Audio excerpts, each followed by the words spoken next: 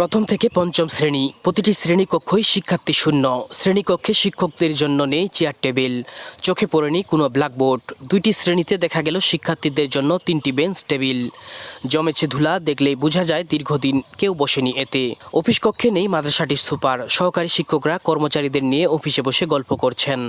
2-3 জন শিক্ষক ছিলেন দাখিল স্তরের পাঠদানে, তখনও বন্ধ ইবতেদায়ী শাখার শ্রেণীকক্ষগুলো। সংবাদকর্মীদের দেখে তড়িঘড়ি করে খোলা হয় কক্ষের তালা।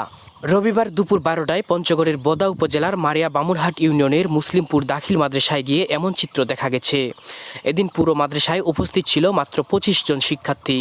25 জনই দাখিল স্তরের 6ষ্ঠ থেকে 10ম শ্রেণীর। এর আগেও 29শে মে মাদ্রাসাটিতে গিয়েও প্রথম থেকে পঞ্চম শ্রেণী পর্যন্ত কোনো শিক্ষার্থী পাওয়া যায়নি। তবে হাজিরা খাতায় দেখা গেল উপস্থিতি সন্তোষজনক লিখে রাখা হয়েছে। স্থানীয়দের সঙ্গে কথা বলে জানা যায় এটি প্রতিদিনকার চিত্র। মাদ্রাসাটিতে শিক্ষার্থীরা আসতে চায় না, শুধু শিক্ষকরা এসে আড্ডা দিয়ে সময় কাটান। তাদের অভিযোগ, শিক্ষকদের অবহেলার কারণে মাদ্রাসাটির আজ এ করুণ দশা।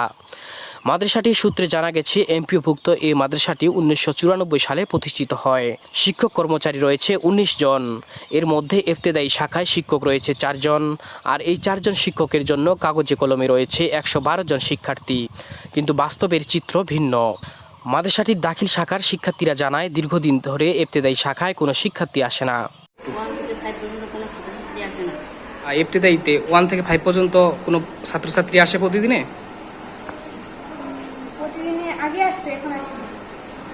একজনও আসে না। তো এই শাখায় কোনো ছাত্রছাত্রী আসে? কোনো আসে না। এই 1 থেকে 5 পর্যন্ত এই মাদ্রাসায় কতজন ছাত্র প্রতিদিন আসে? একজনও আসে না। 8ম শ্রেণী? কয়জন আসছো তোমরা আজকে?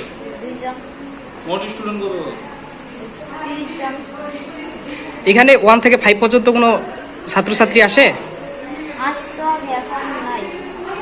জানতে চাইলে মাদ্রাসার ইবতেদায়ী শাখার প্রধান আশরাফুল ইসলাম বলেন, বর্তমানে কৃষিকাজের মৌসুম, এজন্য শিক্ষার্থীরা আসছে না। আর আশেপাশে অনেক প্রাথমিক বিদ্যালয় রয়েছে, সেগুলোতে উপবৃত্তি সুবিধাজনক থাকায় শিক্ষার্থীরা সেদিকেই যাচ্ছে। মাদ্রাসার সুপার মকবুল হোসেন মুঠোফোনে জানান, শিক্ষার্থীদের মাদ্রাসামুখী করতে আমাদের চেষ্টা অব্যাহত আছে। ইবতেদায়ী শাখায় শিক্ষার্থী না থাকায় বিষয়টি খতিয়ে দেখা হবে বলে জানান উপজেলা শিক্ষা অফিসের একাডেমিক সুপারভাইজার। কেন এই অবস্থা, এটি সরেজমিন তদন্ত করে দেখে আমি তার সুরাহা করব।